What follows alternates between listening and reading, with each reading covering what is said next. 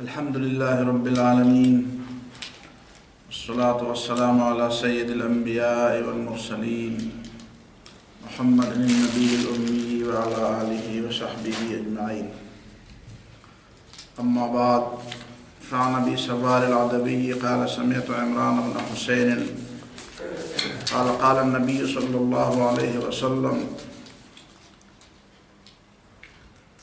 الحياء لا يأتي إلا بخير. فقال بشير بن كعب: مكتوب في الحكمة: إن من الحياء وقارا، إن من الحياء سكينة.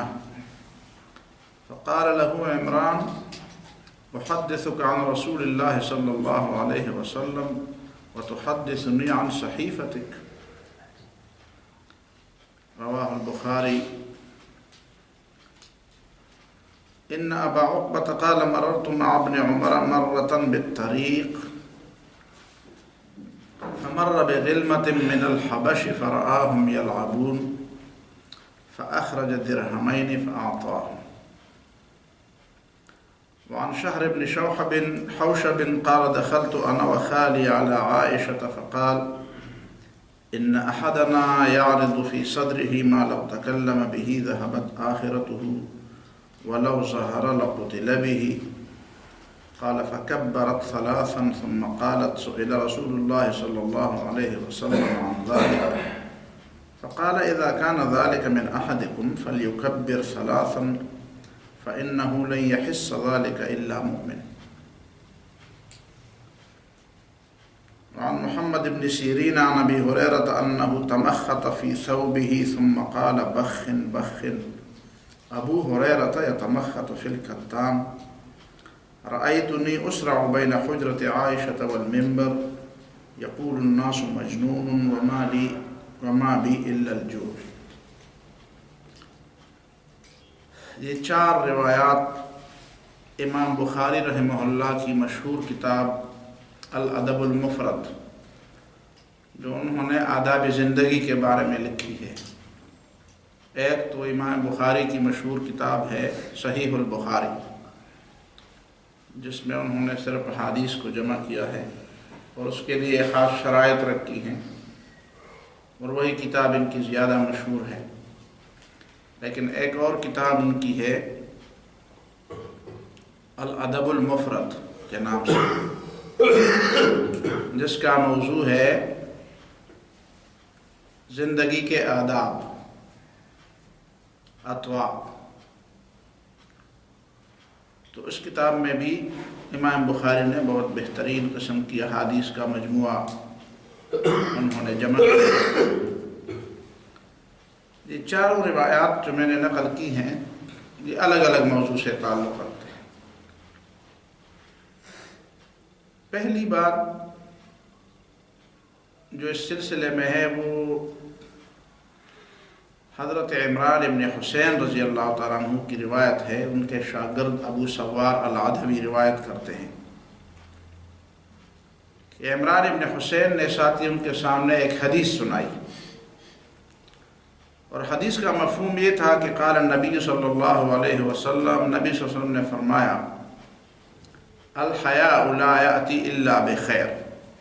حیا کا نتیجہ ہمیشہ اچھا ہوتا ہے، حیا کا نتیجہ ہمیشہ خیر ہی ہوتا ہے. بظاہر تو کبھی ایسا ہوتا ہے کہ انسان کسی مجلس میں حیا کی وجہ سے کوئی بات نہ کر سکے، تو اس کے ایکسپوجر میں یا اس کے صلاحیتوں کے اظہار میں شاید کوئی کمی آ جاتی ہے کہ لوگ سمجھتے ہیں کہ شاید اگر فلان مجلس میں تم یہ بات کہتے تو تم لوگوں کی نظر میں آ جاتے، تمہاری قابلیت لوگوں کو پتہ چل جاتی. بظاہر تو لوگ یہ سمجھتے ہیں کہ یہ کوئی نقصان ہوا، ایک موقع تھا اور موقع پر میں نے بات نہیں کی تو شاید مجھے نقصان اٹھانا پڑا. لیکن رسول اللہ صلی اللہ علیہ وسلم نے فرمایا کہ جو بات حیا کی وجہ سے انسان جو ارتکاب جو عمل کرتا ہے، حیا کی وجہ سے جس چیز سے وہ رکتا ہے، یا حیا کی وجہ سے جس کام سے وہ رک جاتا ہے، جس بات سے رک جاتا ہے، جو کام نہیں کر پاتا اور اس کی بنیاد حیا ہوتی ہے، تو اس کا نتیجہ بہتر ہو جاتا ہے. ظاہر ہے کہ مومن تو صرف اسباب پر اعتماد تو نہیں کرتا. حیا ایمان کا ایک بہت بڑا حصہ ہے اور حیا کا نتیجہ ہمیشہ بہتر. اور ایک حدیث پہلے بھی سنائی گئی تھی کہ ایک بھائی اپنے بھائی کو نصیحت کر رہا تھا کہ اتنا زیادہ حیا کرنے کی کیا ضرورت ہے، جہاں تمہارا حق مارا جاتا ہو یا جہاں تمہیں نقصان اٹھانا پڑتا ہے وہی کم از کم آپ حیا کی بات تھوڑا معطل کر دے، اپنی بات کہہ دے، اپنا حق مانگے. تو رسول اللہ صلی اللہ علیہ وسلم نے اس نصیحت کرنے والے کو کہا کہ حیا ایسی چیز ہے کہ اس کو جتنا بھی آپ آگے لے جائیں اور اس کی آخری حدوں سے بھی آگے نکل جائیں تو اس کا نتیجہ بہتر ہی ہوگا. حیا ایسی چیز ہے جس کا نتیجہ کبھی بھی برا نہیں نکلتا، تو اس کو حیا سے نہ منع کرو. تو جب یہ بات حضرت عمران نے نبی صلی اللہ علیہ وسلم کے حوالے سے مجلس میں بتا دی، فقال بشیر ابن کعب، تو مجلس میں ایک دوسرے ساتھی بیٹھے تھے، بشیر اس کا نام تھا، بشیر ابن کعب، اس نے اس پہ تبصرہ کیا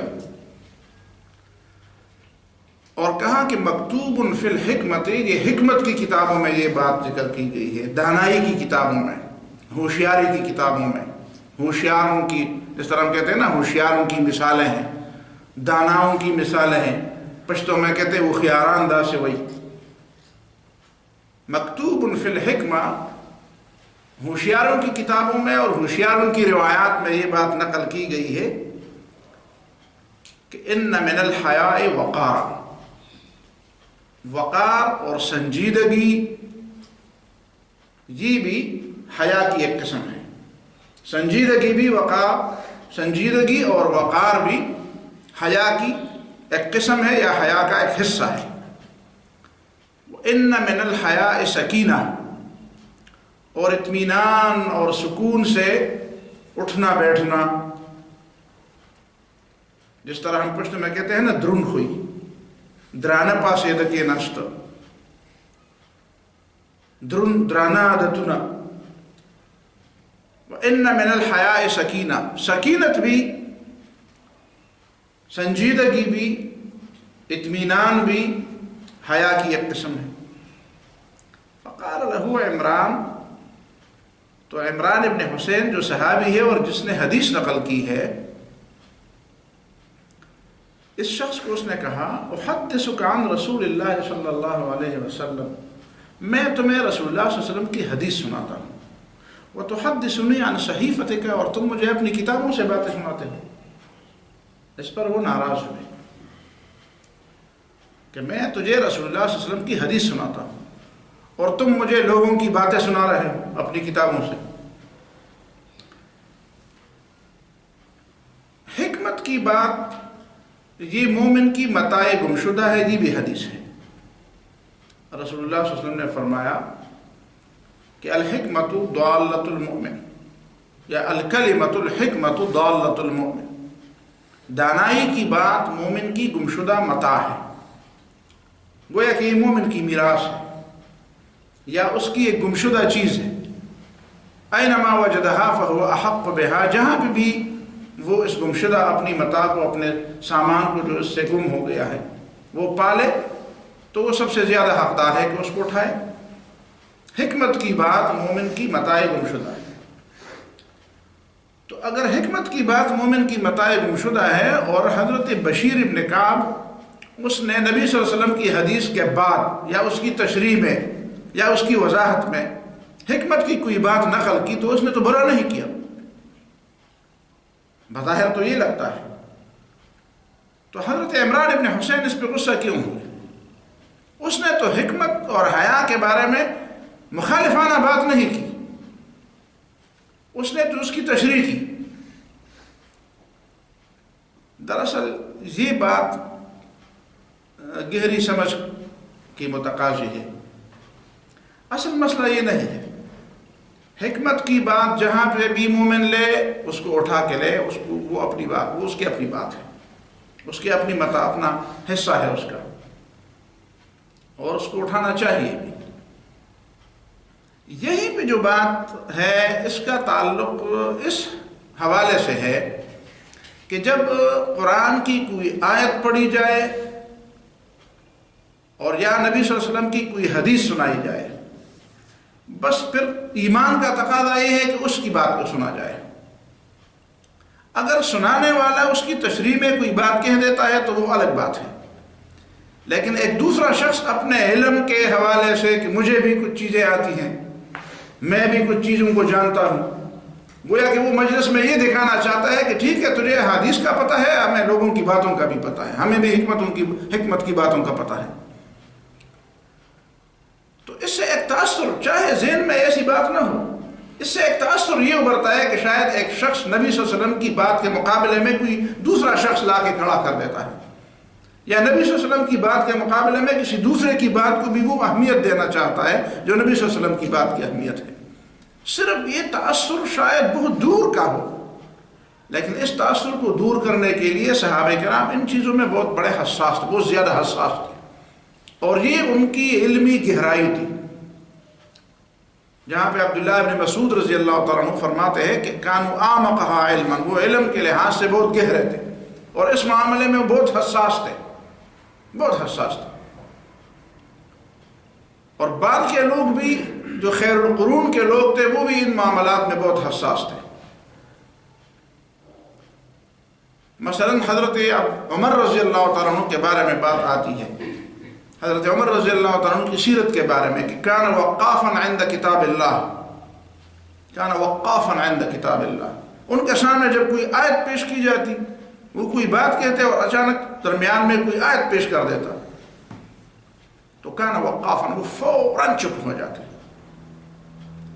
ہمارے لوگوں میں یہ بڑی عادت ہے بری کہ جب دو لوگ آپس میں، ایک تو ہماری بحثیں بھی عجیب ہے، ایک بولتا ہے دوسرا کہتے ہیں چپ ہو جاؤ، خاموش ہو جاؤ، یہ آداب کے خلاف ہے، اس کو بات کرنے دو۔ لیکن جب دو شخص آپس میں کسی معاملے میں بات کرتے ہیں تو ایک شخص، ایک فریق شاید کوئی حدیث نقل کر دے، کوئی آیت نقل کر دے، دوسرا اس کی، چونکہ اس کے ذہن میں یہ بات ہوتی ہے کہ یہ میرے مخالفانہ انداز سے بات کر رہا ہے، میری بات کی ضد میں، میری بات کی مخالفت میں وہ بول رہا ہے، تو چاہے وہ آیت ہی بول رہا ہو، چاہے وہ حدیث ہی نقل کر رہا ہو، یہ اس کو خاموش کرنا چاہتا ہے، کہتا ہے کہ چپ رہو چپ رہو۔ مجھے اس معاملے میں مصری ان کی عادت بڑی پسند ہے۔ مصری جب اس طرح آپس میں بولتے ہیں اور کسی مسئلے میں ان کا آپس میں الفاظ میں اختلاف ہوتا ہے تو ایک دوسرے کو یہ نہیں کہتا کہ تم چپ رہو، اس کو کہتے ہیں صلی علی رسول اللہ، نبی صلی اللہ علیہ وسلم پر درود پڑھو۔ تو ظاہر ہے کہ جب وہ درود پڑھتا ہے تو درود پڑھنے کا اپنا ایک اثر بھی ہے، اور وہ اس بحث کو ختم کرنے کا، یا اس شدت کو، یا اس تیزی کو، یا اس گرم ماحول کو ٹھنڈا کرنے کا ایک ذریعہ بھی بن جاتی ہے۔ تو حضرت عمر فاروق رضی اللہ تعالیٰ عنہ کی عادت تھی کہ کان وقافا عند کتاب اللہ، جب بھی ان کے سامنے کوئی آیت پیش کی جاتی تو وہ فوراً چپ ہو جاتے۔ ہارون کی مجلس میں تاریخ میں یہ بات لکھی گئی ہے، ہارون رشید، رشید اس کا ویسے لقب تھا، ہم نے اس کو ہارون الرشید بنا دیا، حقیقت میں ہارون نام تھا اور رشید اس کا لقب تھا، ہارون رشید۔ تو اس کی مجلس میں یہ بات چل رہی تھی کہ رسول اللہ صلی اللہ علیہ وسلم کو کدو بہت پسند تھا، تو حضرت امام ابو یوسف بھی بیٹھے تھے، قاضی قضات تھے، تو جب یہ بات نقل کی گئی اتنے میں ایک شخص نے کہا مجھے تو پسند نہیں۔ جب اس نے فوراً کہہ دیا کہ مجھے تو پسند نہیں، تو امام ابو یوسف رحمہ اللہ نے نوالہ رکھ دیا اور ہارون رشید کو کہا کہ پہلے اس شخص کی گردن اڑا دی جائے۔ اگر اس کو پسند نہیں تھی تو رسول اللہ صلی اللہ علیہ وسلم کی پسند کا ذکر کرنے کے موقع پر اس بات کو اس انداز سے ذکر کرنے کی کیا ضرورت تھی؟ اور ظاہر ہے کہ اس شخص نے توبہ بھی نہیں کی، اس نے کہا بس میری مرضی ہے، میں نے بات کی ہے۔ بہرحال یہ تو قاضی ابو یوسف کا فیصلہ تھا، شاید لوگوں کو برا لگے کہ اتنی چھوٹی سی بات سے ایک شخص کی گردن اڑا دی جائے، لیکن اگر لوگ اس معاملے میں اللہ کی کتاب، آیت اور رسول اللہ صلی اللہ علیہ وسلم کی حدیث کے معاملے میں اتنے حساس نہ ہوتے تو خدا نخواستہ اب بھی اس دین کا حشر وہی ہوتا جو پرانے ادیان کا ہو چکا تھا اور پرانے انبیاء کی تعلیمات کا ہو چکا تھا۔ 1400 ساڑھے 1400 سال گزر گئے اور دین اپنی اصل شکل میں کم از کم کتابوں میں ہمارے سامنے موجود ہے، اگر عملی طور پر نہیں تو کتابوں میں ہمارے سامنے موجود ہے، اور اس کی ایک بات بھی ایسی نہیں کہ ہم اس کو صحیح اور درست طریقے سے سمجھنا چاہیں تو ہم نہ سمجھ سکیں۔ یہ وہ بنیادی بات ہے کہ جس کو توجہ دینے کی ضرورت ہے کہ جب اللہ کی کوئی آیت یا رسول اللہ صلی اللہ علیہ وسلم کی کوئی حدیث سنائی جا رہی ہو تو ایسے موقع پر اپنی باتیں کہنا ٹھیک ہے، انسان کی نیت اگر یہ نہ بھی ہو لیکن اس کا عمل، کچھ اعمال ایسے ہوتے ہیں نیت کا تعلق تو اللہ تعالیٰ سے ہے، نیت کا معاملہ تو اللہ تعالیٰ کے ساتھ ہے۔ بظاہر ایک شخص دوسرے کو گالی دے رہا ہے اور کہتے ہیں یار میں تو تمہاری عزت کر رہا تھا، میں تو اب تمہاری عزت بڑھانے کے لیے یہ بات کی، تو ہم اس کی بات کیسے مان لیں گے؟ عربی زبان میں ایک شاعر نے کہا ایک شخص دوسرے کو لات سے کھینچ کر روڈ پر راستے پر گھسیٹ رہا تھا اور لوگوں نے کہا کہ یہ کیا کر رہے ہو؟ کہتے میں نے اس کی دعوت کی ہے، میں اس کو روٹی پر بلاتا ہوں، کھانے پر میں نے بلایا اس کو۔ تو اس شخص نے کہا یار کھانے پر بلانے کے لیے اس طرح لے جایا جاتا ہے؟ اس نے کہا یار آپ کسی کی بات پر اعتماد نہیں کرتے، میں اس کو کھانے کی دعوت دے رہا ہوں، آپ کہتے ہیں کہ آپ اس کو بے عزت کر رہے ہیں، تو اگر آپ کھانے کی دعوت پر بھی کسی کو بلاتے ہیں تو بلانے کا طریقہ یہ تو نہیں ہے کہ آپ اس کو لات سے کھینچیں۔ اس کو نہیں دیکھا جائے گا عام معاملات میں کہ تمہاری نیت کیا ہے، تمہارا ارادہ کیا ہے، وہ تو اللہ تعالیٰ کے ساتھ۔ انما الاعمال بالنیات کا مطلب یہ ہے کہ اللہ تعالیٰ کے ہاں دار و مدار کسی نیک عمل کا ثواب نیت پر دیا جائے گا۔ یہ تو لوگوں کے درمیان معاملات میں تو ظاہر کو دیکھا، جس طرح ہم پشتو میں کہتے ہیں شرع ظاہر بولی، شریعت تو ظاہر پر فیصلہ کرنے والی۔ یہ پہلی حدیث۔ دوسری بات ایک دوسرے معاملے سے متعلق ہے۔ ابو عقبہ حضرت عبداللہ ابن عمر رضی اللہ تعالیٰ عنہ کے شاگرد ہیں، وہ روایت کرتے ہیں کہ مررت مع ابن عمر مرۃ بالطریق، میں اپنے استاد اور اپنے شیخ حضرت عبداللہ ابن عمر کے ساتھ ایک راستے جا رہا تھا، فمر بغلمۃ من الحبش، تو ہم نے حبش کے کچھ لڑکوں کو دیکھا اور ان کے قریب ہم گزرے، فرآہم یلعبون، تو حضرت عبداللہ بن عمر نے دیکھا کہ وہ لڑکے کھیل رہے ہیں، کھیل کود میں مصروف ہیں، فأخرج الدرہمین فأعطاہم، تو عبداللہ بن عمر رضی اللہ تعالیٰ عنہما نے اپنی جیب سے 2 درہم نکالے اور ان کو دے دیے خوش کرنے کے لیے، اور یہ اس بات پہ خوش ہوئے کہ بچے کھیل رہے ہیں۔ آپ کہیں گے کہ اس میں کون سی بات ہے ہمارے سامنے رکھنے کی؟ اس میں 2 باتیں بڑی اہم ہیں۔ پہلی بات یہ ہے کہ بچوں کی بچپن کا زمانہ یہ کھیل کود کے لیے مناسب بھی ہے اور ان کو چاہیے بھی، اور ان کی حوصلہ افزائی بھی ہونی چاہیے۔ آج کے زمانے میں بچوں کے ہاتھ میں آپ نے موبائل دے دیا ہے اور لیپ ٹاپ دے دیا ہے اور اس کو ٹی وی کا آپ نے ریموٹ دے دیا ہے، تو وہ بچے اپنے دبکے ہوئے اپنی جگہ پہ بیٹھے ہیں۔ شاید اگر 8-10 سال یہ سلسلہ جاری رہا تو ہمارے بچوں کے ہاتھ بھی ٹیڑھے ہو جائیں گے، ان کی آنکھیں بھی ٹیڑھی ہو جائیں گی، ان کی شکلیں بھی پتہ نہیں کچھ عجیب سی تماشا بن جائیں گی کہ گھنٹوں گھنٹوں ان چیزوں میں اسی طرح لگے رہیں گے، اور یہ ان کی صحتیں پھر کیسے رہیں گی؟ ظاہر ہے کہ ایک بچہ جب بچپن میں کھیل کود نہ کرے اور اسی طرح دبکا بیٹھا رہے تو اس کا دماغ، اس کی ذہنی نشو و نما، اس کی جسمانی نشو و نما وہ رک جائے گی۔ تو عبداللہ ابن عمر ایک صحابی رسول ہے، اس بات کی تائید بھی کر رہے ہیں اور اس بات کی حوصلہ افزائی بھی کر رہے ہیں، اور حوصلہ افزائی کے لیے بچوں کو پیسے دے رہے ہیں۔ ظاہر ہے کہ انہوں نے مانگا تو نہیں تھا، وہ مانگتے تو نہیں تھے، وہ سوالی نہیں تھے، مانگنے والے نہیں تھے، انعام کے طور پر انہوں نے پیسے دے دیے۔ اور پیسے دینے کا ایک معنی یہ بھی تھا کہ ظاہر ہے کہ آپ کسی کے ساتھ احسان کر دیں گے اور بچوں کو کوئی کچھ دے دے تو بچہ اس کے ساتھ بہت زیادہ مانوس ہو جاتا ہے. تو عبداللہ ابن عمر جیسے شیخ، ظاہر ہے کہ علم کا ایک پہاڑ، وہ اگر بچوں کے ساتھ اسی طرح مانوس ہے تو بچوں کے ساتھ اسی طرح گل مل جانا، ان کو پیسے دینا، ان کے سر پر ہاتھ رکھنا، ان کو شاباش دینا، ان کی حوصلہ افزائی کرنا، یہ سنجیدگی اور وقار کے خلاف نہیں ہے. کچھ لوگ سمجھتے ہیں کہ یار بابا اپنا کام کرے اور بچوں کے ساتھ کیا. بچوں میں ایک مزاج ہے کہ جو بھی بچوں کے ساتھ آج کی بات ہے، اور میں حیران ہوں، میں چاہا کہ میں کسی مسجد میں اٹھ کر، لیکن تو لوگ کہیں گے کہ یار ان کو خواہ بات کرنے کا شوق ہے. حیران ہے، آدمی بات بھی نہیں کر سکتا اور رک بھی نہیں سکتا. دو چھوٹے چھوٹے بچے، بالکل ابھی جو بچہ تھا ادھر، اس سے تھوڑے سے بڑے، یعنی زیادہ سے زیادہ ایک بچہ 5 سال کا ہوگا، ایک کوئی 6 7 8 سال کا ہوگا. اور میں جب سے مسجد میں گیا ہوں، مجھ سے پہلے شاید وہ اندر کے حال میں بیٹھے ہوئے. اس کا مطلب ہے کہ وہ خطبہ سننے کے لیے پتہ نہیں کب آئے تھے، جب باہر ابھی مسجد میں لوگ اتنے نہیں تھے. اسی وجہ سے وہ مسجد میں آئے ہیں کہ وہ مسجد میں صف میں جا کر وہ لوگ ان کے ساتھ نماز پڑھیں گے.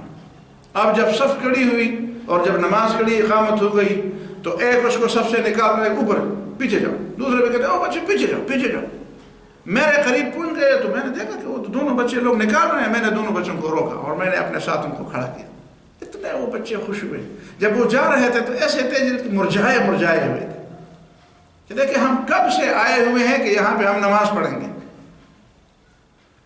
اور لوگوں نے ان کو نکالنا چاہا. تو جب میں نے ان کو روکا اور اپنے ساتھ دونوں کو کھڑا کر دیا تو ان کے چہرے کھل گئے اور بڑی اطمینان سے انہوں نے بات، ظاہر ہے چھوٹے بچے تھے، کبھی نماز میں ادھر دیکھتے رہے ادھر دیکھتے بچے تھے، لیکن ان کا ایک شوق تھا کہ بھائی میں نماز پڑھوں. شاید اپنے ابو کے ساتھ نہیں آئے ہوں گے، اکیلے آئے تھے.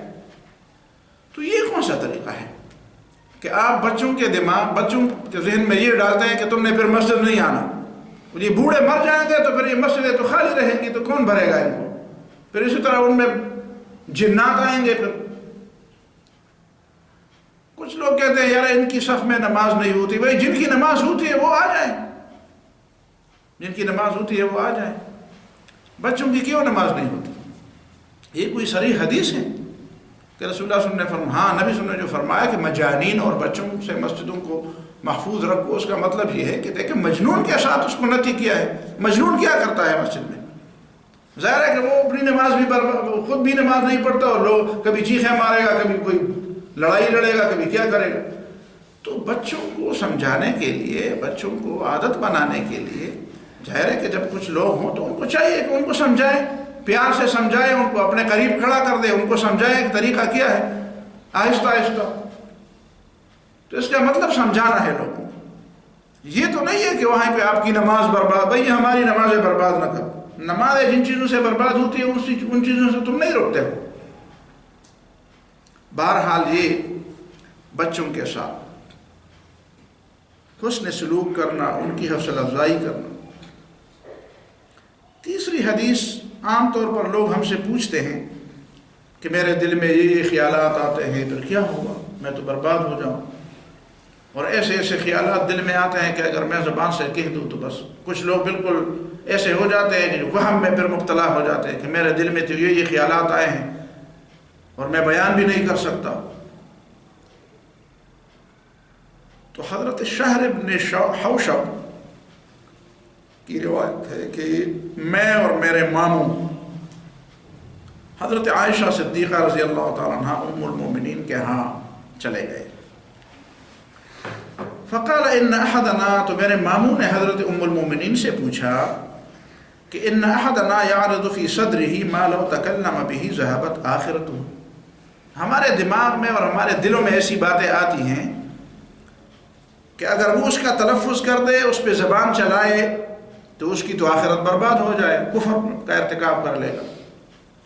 وَلَوْ زَهَرَا، اور اس کی بات کا لوگوں کو پتہ چلے کہ اس کے دماغ کے اندر اور اس نے زبان پر ایسی بات لائی ہے، لَقُتِلَ بِهِ، پھر تو مرتد جان کر اس کو قتل کیا جائے گا.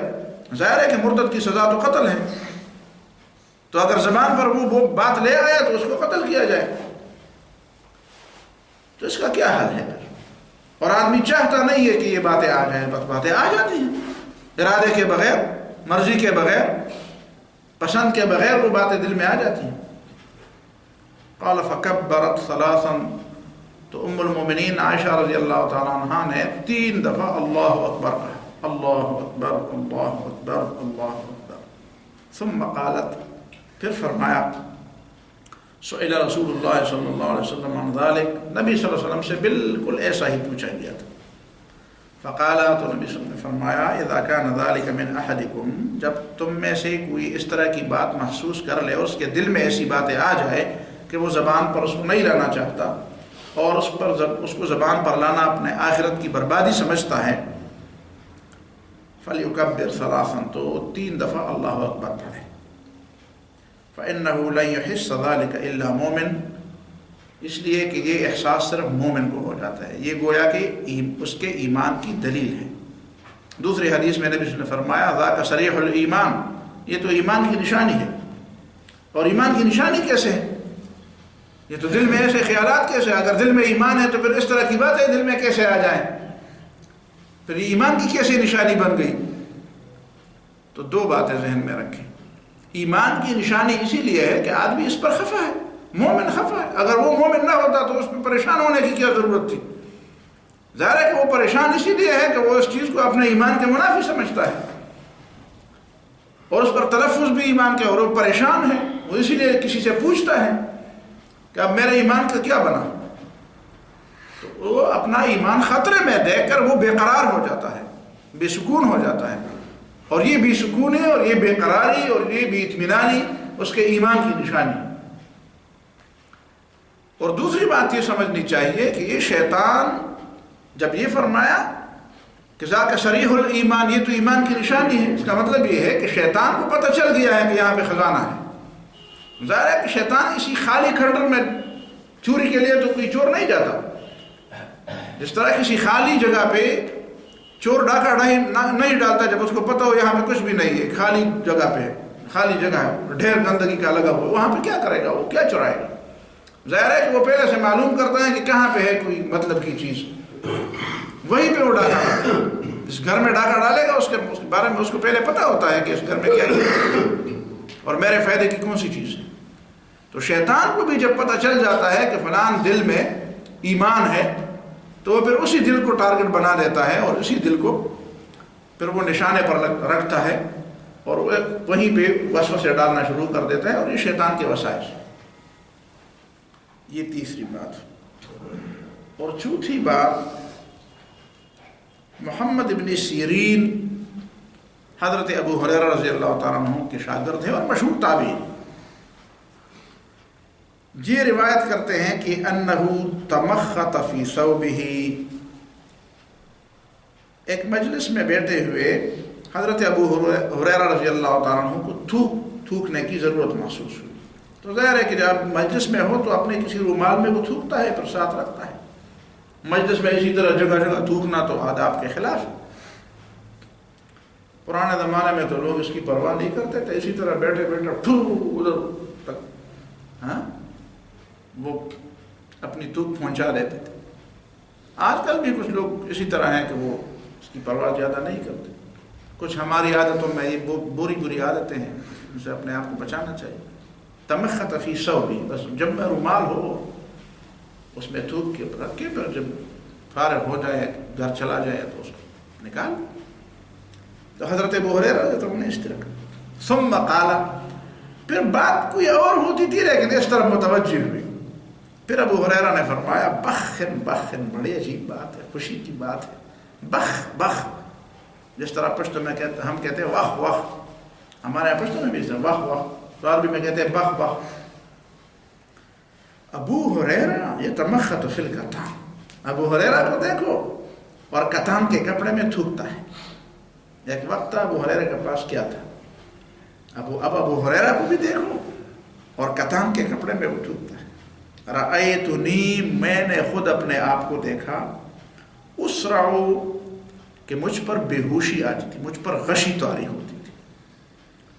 بین حجرت عائشہ والمنبر، حضرت عائشہ رضی اللہ تعالیٰ عنہ کے مکان اور منبر رسول کے درمیان، نبی صلی اللہ علیہ وسلم کے زمانے میں بھائی وہی جگہ تھی، جس کو روضۃ من ریاض الجنہ کہتے ہیں، وہیں پہ میرے اوپر غشی طاری ہو جاتی تھی. اور کس وجہ سے غشی طاری ہو جاتی؟ یقول الناس، جب مجھ پر غشی طاری ہو جاتی تو لوگ ایک دوسرے سے کہتے ہیں مجنون. جب کوئی نوارد آ جاتا کہتے ہیں مجنون، یہ پاگل ہے. اور کچھ لوگ کہتے ہیں ان پر جن آ گئے. تو میرے تلوے اسی طرح ملتے تھے اور میرے ہاتھ پاؤں ملتے تھے کہ اس پر جن آ گئے ہیں. میں ان کی باتیں سمجھتا تھا، ان پر جن نہیں آتے تھے. واللہ ما بی الا الجوع، اللہ کی قسم وہ صرف بھوک کی وجہ سے میرے اوپر غشی طاری ہو جاتی تھی. لیکن میں کسی کے سامنے اپنی بھوک کا اظہار نہیں کرتا تھا. میں طالب علم تھا، نبی صلی اللہ علیہ وسلم کے حدیث کا، قرآن کا طالب علم. کوئی اپنی طرف سے کوئی چیز لا کے دے دیتا تو ہم انکار نہیں کرتے تھے، اور جب کوئی چیز نہیں ملتی تھی تو پھر ہم صبر کرتے تھے. اور صبر کرتے کرتے کرتے کبھی ایسی نوبت بھی آ جاتی تھی کی وجہ سے ہمارا اتنا برا حال ہو جاتا کہ ہم پر غشی طاری ہو جاتی. اور اب ایسا وقت آ گیا ہے کہ میں کپتان کے کپڑے میں تھوکتا ہوں. تو اس کا مطلب یہ ہے، پھر حضرت ابو ہریرہ رضی اللہ تعالیٰ عنہ اس بات پہ تبصرہ بھی کرتے ہیں کہ الحمدللہ الذی جعل الدین قواما یا جعل للدین قواما. شکر ہے کہ اللہ تعالیٰ نے اپنے دین کو مضبوط بنیادوں پر استقامت اور قوت عطا کی. دین مضبوط بنیادوں پر کھڑا ہوا. وسیر ابا ہریرہ اماما، اور ابو ہریرہ کو بھی امامت نصیب ہوئی. کسی زمانے میں وہ مدینہ منورہ کا حاکم بھی رہا ہے. تو حضرت ابو ہریرہ رضی اللہ تعالیٰ عنہ کو بھی، جب کہ اس کی حالت یہ تھی، ایسے گرے پڑے ہوئے لوگوں کو اسلام نے اٹھایا. جب اسلام اپنے مضبوط بنیادوں پر کھڑا ہونے کا موقع آیا اور اسلام کو غلبہ نصیب ہوا، تو ایسے گرے پڑے لوگ اور ایسے لوگ جن کو عام معاشرے میں اور خاص کر عرب معاشرے میں کون کسی مقام میں اور کسی شمار میں لاتا، ان کو بھی اتنا بڑا مقام ملا. تو اسلام ہی کی وجہ سے گرے پڑے لوگوں کو بلندی نصیب ہوتی ہے. لیکن سب سے پہلے اسلام کی بات ہے. اللہ تعالیٰ مجھے اور آپ کو سمجھ